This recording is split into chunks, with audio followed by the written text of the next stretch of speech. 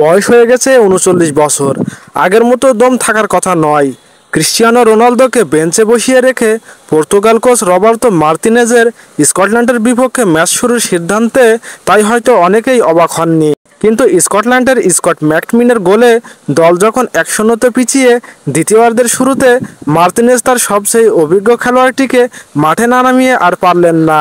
আর Ronaldo মাঠে নামার পর পর্তুগালের খেলার গতি যে বেড়েছে সেটাতেও অবাক হবার লোক খুব বেশি থাকার কথা নয়। ফার্নান্দেজের ৫৩ মিনিটের গোলে সমতায় ফেরে পর্তুগাল।